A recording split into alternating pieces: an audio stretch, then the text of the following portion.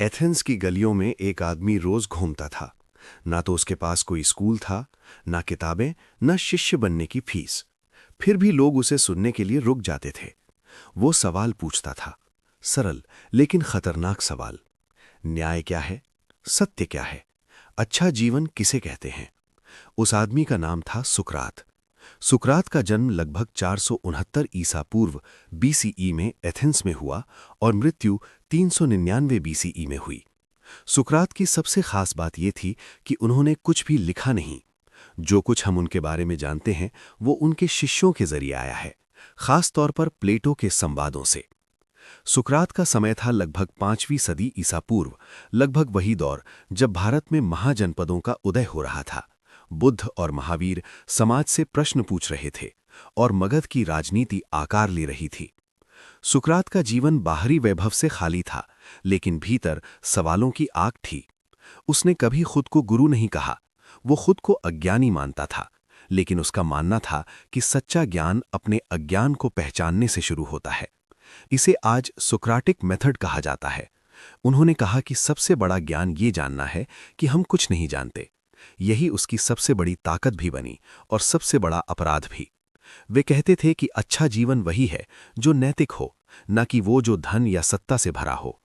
इसी सोच की वजह से एथेंस के ताकतवर लोग उनसे चिढ़ने लगे। एथेंस का समाज जो लोकतंत्र पर गर्व करता था, उनसे डरने लगा। उन पर आरोप लगा कि वो युवाओं को बिगाड़ रहे हैं और देवताओं का अपमान कर रहे हैं। आखिरकार उन्हें जहर यानी हेमलॉक पीने की सजा दी गई और उन्होंने सजा स्वीकार कर ली। सुकरात को अक्सर शहादत देने वाला दार्शनिक कहा जाता है। मरते समय भी उसने भागने से इनकार कर दिया। उसका तर्क सीधा था, अगर कानून गलत हो तो भी उसका पालन करना ही नागरिक का धर्म है। यहीं से दर्शन में एक परंपरा जन्म लेती है, नैतिक साहस की परंपरा। अब आते हैं प्लेटो।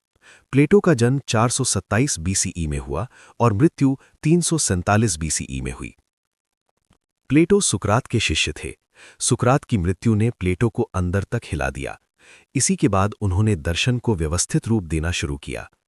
प्लेटो ने तय किया कि अगर गुरु ने लिखा नहीं तो वो खुद उनके विचारों को अमर करेगा। उसने संवादों के रूप में दर्शन लिखा, जहां सुकरात सवाल पूछता है, बहस करता है और धीरे धीरे सत्य तक पहुंचता है। प्लेटो का समय वही था जब भारत में चंद्रगुप्त मौर्य का उदय हो रहा था और कौटिल्य राजनीति को व्यावहारिक रूप दे रहे थे। प्लेटो ने अकेडमी नाम की संस्था बनाई।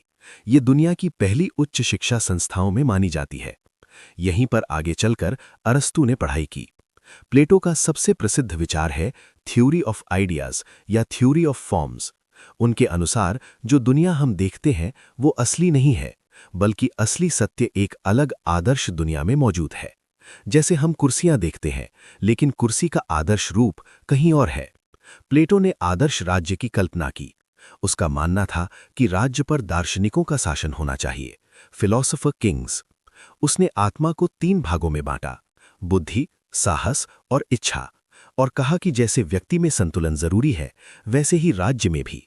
यहीं प्लेटो का एक ऐसा पक्ष सामने आता है जिस पर खूब चर्चा होती है, महिलाओं को लेकर उसका दृष्टिकोण। प्लेटो अपने समय से आगे था। उसने कहा कि अगर महिलाएं भी समान रूप से सक्षम हैं तो उन्हें शिक्षा और शासन से बाहर क्यों रखा जाए। ये विचार उस समाज के लिए क्रांतिकारी था जहां महिलाएं प्रायः सार्वजनिक जीवन से बाहर थीं। लेकिन प्लेटो का आदर्शवाद कठोर भी था। उसने कला, कविता और लोकतांत्रिक भावनाओं पर शक किया। उसका मानना था कि आम जनता भावनाओं में बह जाती है। यहीं से उसकी आलोचना शुरू होती है कि क्या वो समाज को बहुत ज्यादा नियंत्रित बनाना चाहता था। लोगों ने कहा कि उनका आदर्श राज्य बहुत ज्यादा काल्पनिक यानी यूटोपियन है और व्यावहारिक दुनिया में लागू नहीं हो सकता। प्लेटो के किताब का नाम था द रिपब्लिक। अब आते हैं तीसरे और सबसे व्यावहारिक दार्शनिक अरस्तु। अरस्तु का जन्म 384 बीसीई में हुआ और मृत्यु 392 बीसीई में हुई। वे प्लेटो के शिष्य थे, लेकिन कई मामलों में उन्होंने प्लेटो से असहमति दिखाई। उसने गुरु से असहमति को अपराध नहीं माना। उसने कहा कि प्लेटो प्रिय है, लेकिन सत्य उससे भी प्रिय है। अरस्तु जमीन से जुड़ा दार्शनिक था। जहां प्लेटो आदर्शों की बात करता था, अरस्तु तथ्यों की। उसने जीव विज्ञान से लेकर राजनीति तक हर चीज का वर्गीकरण किया। इसीलिए इन्हें जीव विज्ञान का जनक, जंतु विज्ञान का जनक, राजनीति विज्ञान का जनक तथा तर्कशास्त्र का जनक कहा जाता है। सिलोजिज्म की अवधारणा इसी ने दी थी। इनका प्रसिद्ध कथन है, मनुष्य एक सामाजिक प्राणी है। Man is a social animal. मुख्य सिद्धांत गोल्डन मीन, अति से बचो, एम्पिरिसिज्म, अनुभव से ज्ञान।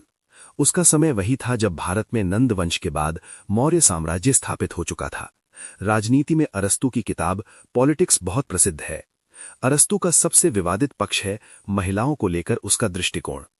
अरस्तू मानता था कि महिलाएं स्वभाव से पुरुषों से कम तार्किक हैं। उसने महिलाओं को अपूर्ण बियोलॉजिकल इकाई तक कहा। अरस्तू मानते थे कि पुरुष स्वभाव से तर्कशील यानी रैशनल है, महिला स्वभाव से भावनात्मक यानी इमोशनल है। उन्होंने महिलाओं को इनकम्प्लीट मेल कहा। उनका मानना था कि महिलाओं का कार्य घरेलू जिम्मेदारी संभालना है, उन्हें पुरुषों के अधीन रहना चाहिए। साथ ही राजनैतिक अधिकार केवल पुरुष नागरिकों को मिलना चाहिए। आज के नजरिए से ये सोच स्पष्ट रूप से पितृसत्तात्मक और वैज्ञानिक रूप से गलत मानी जाती है। यही कारण है कि आधुनिक दर्शन में अरस्तू को उसके वैज्ञानिक योगदान के लिए सराहा जाता है, लेकिन लैंगिक दृष्टिकोण के लिए कड़ी आलोचना भी झेलनी पड़ती है। नैतिकता में उनका सिद्धांत था गोल्डन मीन, यानी किसी भी चीज की अति यानी एक्सेस या कमी यानी डेफिशिएंसी दोनों गलत है, सही रास्ता बीच का होता है। अरस्तू की एक बड़ी ऐतिहासिक भूमिका ये भी थी कि वो सिकंदर महान के शिक्षक थे। भारत में उस समय बुद्ध दुख के कारण खोज रहे थे, महावीर अहिंसा की बात कर रहे थे और कौटिल्य राजनीति की संरचना लिख रहे थे। पश्चिम में प्रश्न थे, सत्य क्या है, राज्य क्या है। पूर्व में प्रश्न थे, दुख क्यों है, मुक्ति कैसे मिले। सुकरात ने सिखाया कि सवाल पूछना अपराध नहीं। प्लेटो ने सिखाया कि समाज को बेहतर रूप में सोचा जा सकता है और अरस्तू ने सिखाया कि बिना तथ्य के विचार अधूरे हैं।